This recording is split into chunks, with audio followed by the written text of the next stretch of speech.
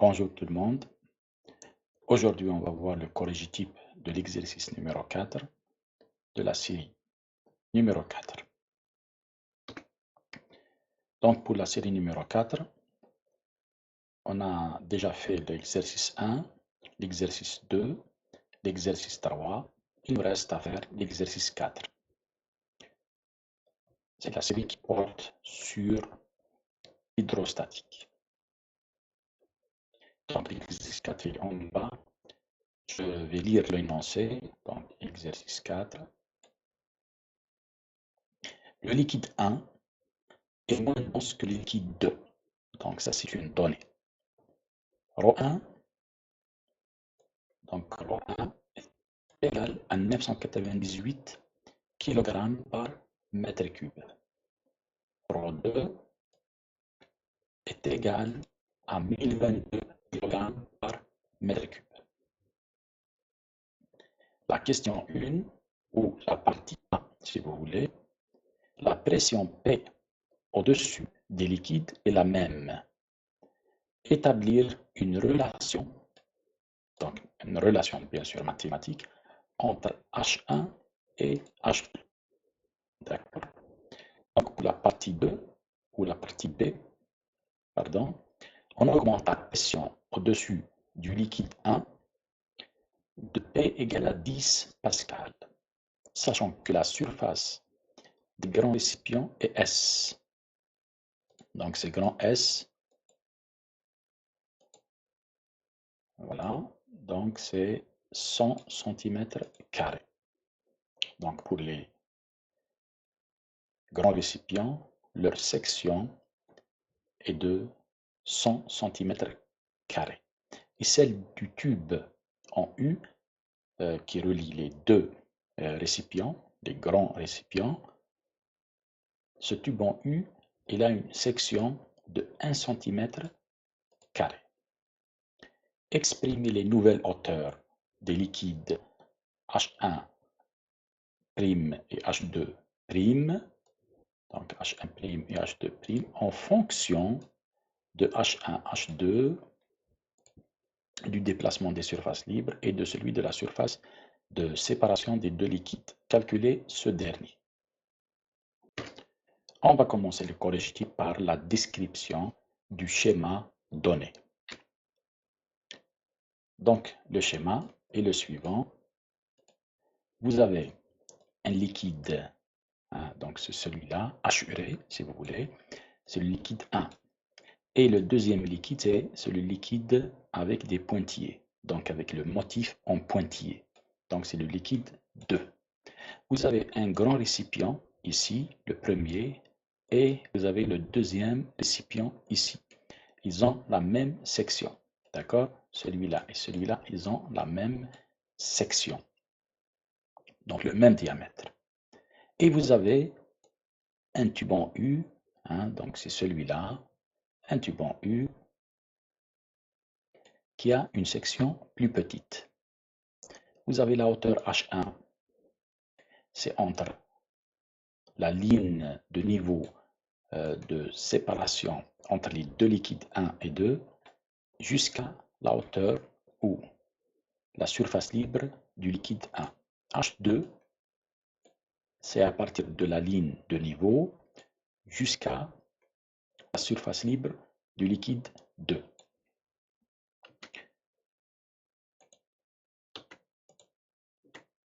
On passe un autre schéma. Donc, j'ai utilisé des couleurs pour mieux distinguer les liquides et j'ai utilisé les valeurs numériques des sections. Pardon. Donc, on pouvait le voir ici. Donc, les grandes sections, c'est 100 cm². Et la petite section pour le tube en U, c'est 1 cm². Donc, H1, c'est celui-là. H2, c'est celui-là. Le liquide 1, c'est le liquide en vert, de couleur verte. Et le liquide 2, c'est le liquide en bleu ciel, si vous voulez.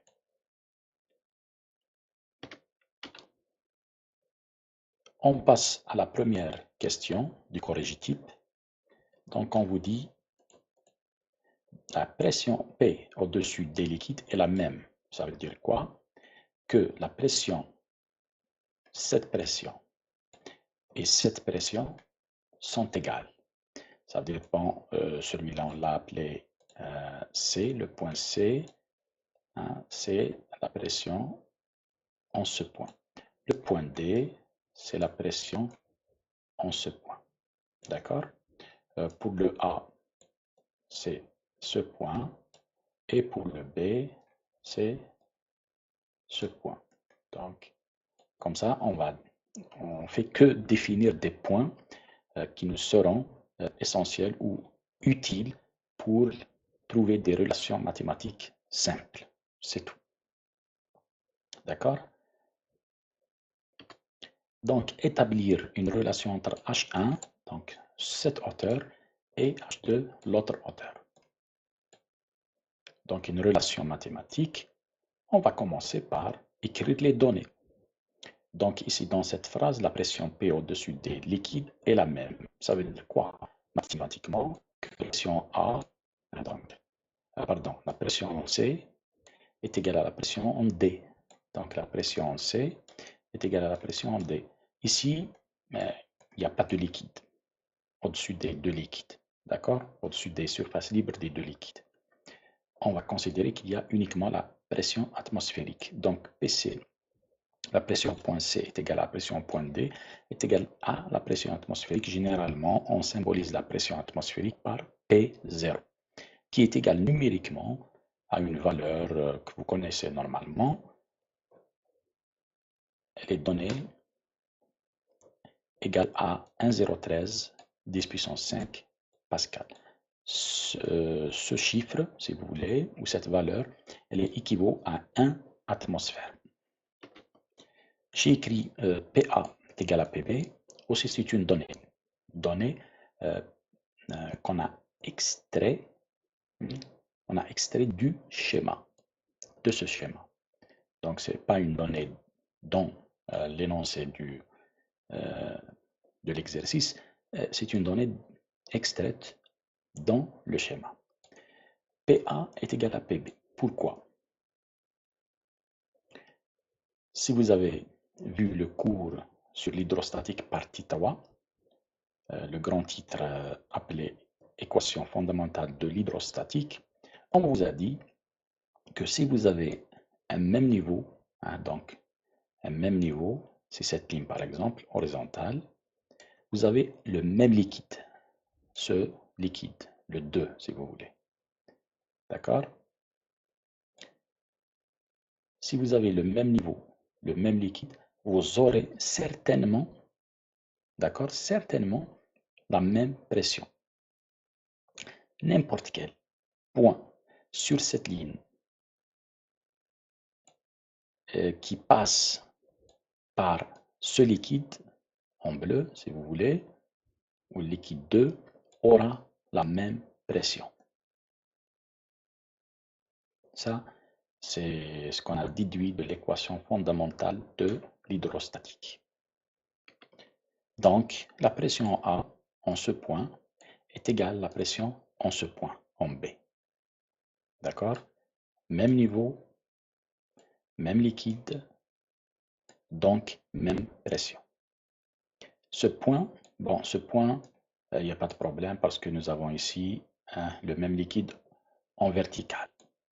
Mais ce point en vertical, ce n'est pas le même liquide. C'est une frontière.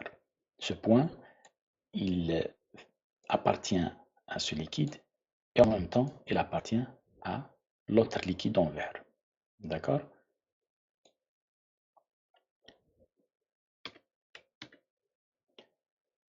Donc voici la valeur ou l'expression mathématique de la pression au point A.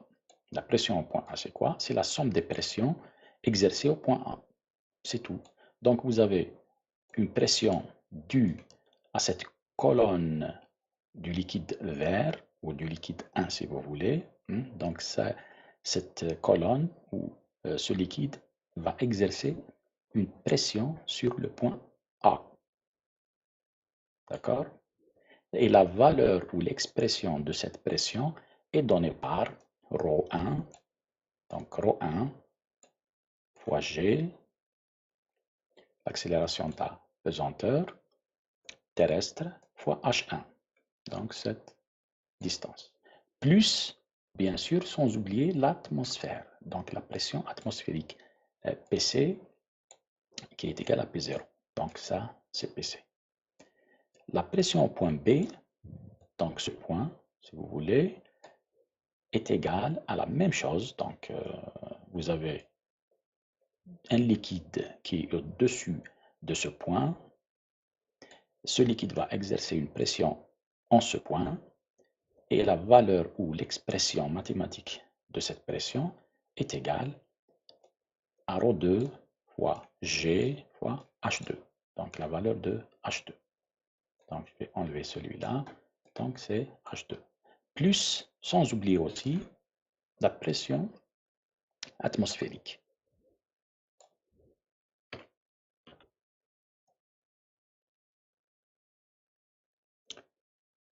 On va faire l'égalité.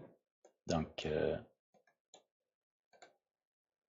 cette expression, c'est PA. On a dit qu'elle sera égale à PB.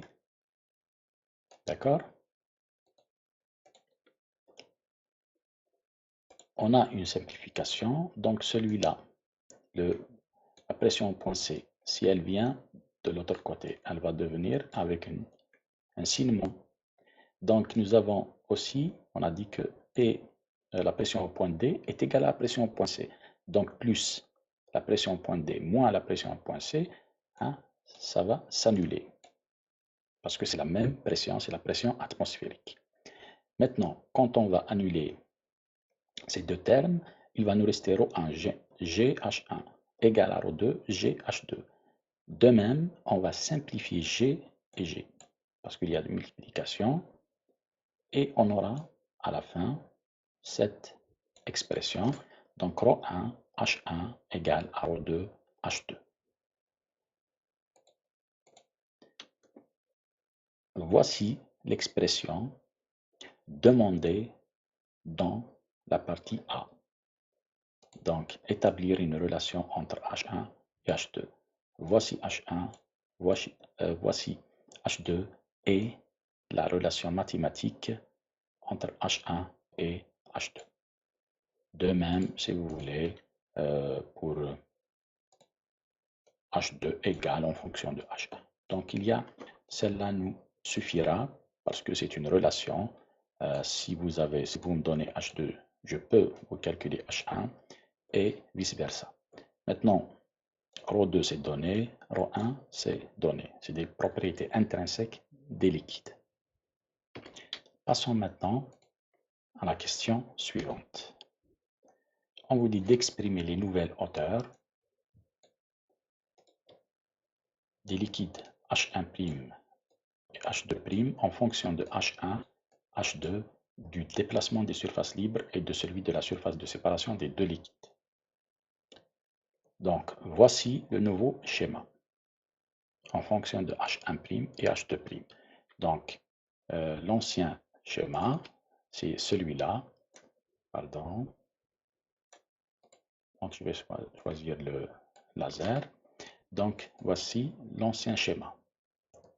Avant qu'on applique une pression sur le liquide 1.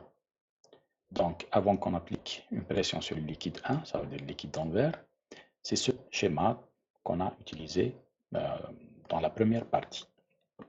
Donc, ici c'est H1, ici c'est H2. Maintenant, quand on applique une pression P est égal à 10 pascal sur le liquide 1, il y a un déplacement de liquide. Un volume de ce liquide va se déplacer. Bien sûr, il va se déplacer vers le bas dans cette partie du tube et il va se déplacer vers le haut dans cette partie du tube. D'accord? Maintenant, les nouvelles longueurs. Donc, je vais schématiser le déplacement, donc celui-là,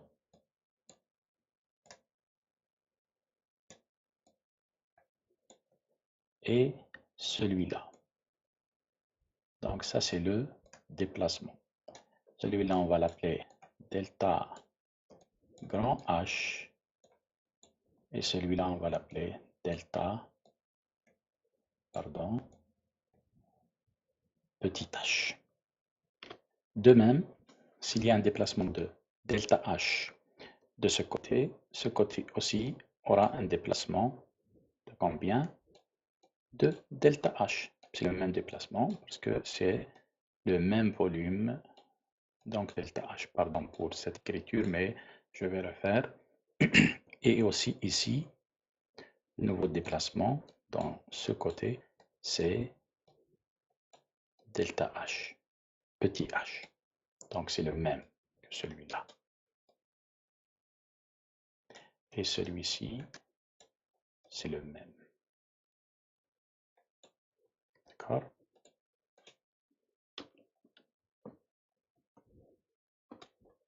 Si on prend maintenant les nouvelles nouvelles distances H'1 et H'2, on a dit que delta H, grand H, c'est ce déplacement, d'accord? Delta petit h, c'est ce déplacement, la même chose pour celui-là. Et celui-là, c'est exactement cette distance. Nous avons H1' est égal à quoi? H1', cette distance, est égal à quoi en fonction de H1 et des déplacements. Ça veut dire des delta H, grand H et delta petit h. H1', si vous voyez ici, c'est H1, d'accord, moins delta H plus delta petit h. H'2, celui-là, c'est H2, donc c'est cette distance, d'accord, plus delta grand H plus delta petit h. Maintenant, il faut comprendre une chose ici, que si on applique une pression au-dessus du liquide 1, il y a un déplacement dans ce grand récipient et le déplacement dans ce grand récipient va générer un déplacement dans ce petit récipient. Donc ce liquide, il va pousser, il va descendre. D'accord? Maintenant, il y a un problème de volume. Il faut faire attention. Ici, le volume, donc le volume déplacé ici, c'est quoi? C'est la section fois delta H, grand H bien sûr. Le volume déplacé, ici le volume déplacé, quelle est la relation entre le volume déplacé dans ce grand récipient et dans le tube en U? C'est le même volume. Si vous déplacez ici 10 cm3, ici ça va déplacer 10 cm3. Il y a une conservation de volume. Donc on a par conservation des volumes, S fois delta H, c'est quoi? S fois delta H, c'est le volume. C'est le volume. Hein, donc, attendez, je vais essayer de... Et voilà. Donc, c'est ce volume déplacé. Exactement. Doit être égal à ce volume en bleu. Hein, comme ça. Donc, ce volume doit être égal à ce volume. Ce volume est égal à quoi? À la section fois delta H. Donc, la section fois la hauteur. Et voilà. S, grand S fois delta H est égal à petit s. Et c'est aussi voilà, la section fois delta H, c'est le volume déplacé dans le tube en U. Donc, si on prend les volumes, donc on a une relation maintenant entre delta grand H et delta petit h. On a trouvé une relation, donc à partir de cette relation, on trouve une relation entre delta grand H et delta petit h. Et on va essayer de mettre cette relation dans ce qu'on a écrit au début, ici. Si on prend, par exemple ici, uniquement en fonction de delta petit h, donc si on écrit delta h ici en fonction uniquement de delta petit h, on trouve cette relation. Bon, il y a une manipulation mathématique. Bon, donc on prend delta h comme facteur commun. On trouve h1' est égal à h1 plus delta petit h multiplié par 1 moins s divisé par grand S. De même, on aura pour h'2 la même chose. Donc on prend ce delta h, on écrit cette relation au lieu d'écrire delta h. Et on calcule et on trouve cette relation. On a ici H1' ρ1 G plus P. Ça, c'est la pression qu'on a appliquée, la nouvelle pression, si vous voulez, qu'on a appliquée, plus delta P. On va voir c'est quoi. Égal à H'2 ρ2 G. Donc, si on remplace H1' par sa nouvelle relation qu'on a trouvée ici, celle-là, d'accord, et H'2 par cette relation, on trouve cette expression. On a dit comme H1 ρ1G est égal à ρ2 H2 ρ2 G. Donc ça c'est la première partie de l'exercice. On a trouvé ça. Quand on met cette expression, ça veut dire que ρ2 et ρ1, il y a une relation et avec H1 et H2. Donc on incorpore ici, on trouve, à la fin on trouve delta petit h est égal à delta p divisé par g, donc tout ce terme, d'accord. Maintenant numériquement, on trouve delta h est égal à 2,26 cm. Maintenant si on trouve delta petit h, je peux trouver delta grand H avec cette relation.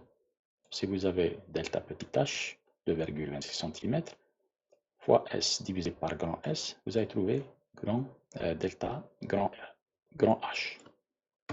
Comment, je reviens à cette expression, comment on a trouvé ça? On va vous expliquer rapidement. Donc, c'est la prochaine diapo. Pardon. Donc, vous avez ρ1 H'1. Donc, A' si vous voulez. La pression au point A' doit être égale à la pression au point B'. D'accord? Il ne faut pas oublier que le liquide 1 arrive jusque là. Donc ça, c'est le volume déplacé, comme on l'a dit tout à l'heure. C'est ce volume qui s'est déplacé vers le petit cube. D'accord? Donc ici, la nouvelle frontière sera ici. Donc ici, c'est le liquide 2. C'est le liquide 1. Donc, on va appliquer l'équation fondamentale de l'hydrostatique. Donc, même niveau, même liquide, vous allez avoir même pression. D'accord? Donc, on a utilisé cette caractéristique pour écrire ce qui suit. Et après, on a développé les calculs. On est arrivé à la fin de ce collège type. J'espère qu'il vous sera utile. On a essayé de faire des collèges types très simples, à la portée de tout le monde, en utilisant des formules, des lois, des règles et un langage mathématique très simple. Si vous avez des questions, des commentaires concernant la matière de physique, n'hésitez pas à nous envoyer vos commentaires et questions sur tous les supports, que ce soit sur le e-learning, que ce soit sur ma chaîne YouTube personnelle, ou que ce soit sur la chaîne YouTube de la faculté Sciences de la Nature et de la Vie de l'Université de Béjaïa. Sur ce, je vous laisse et à la prochaine fois.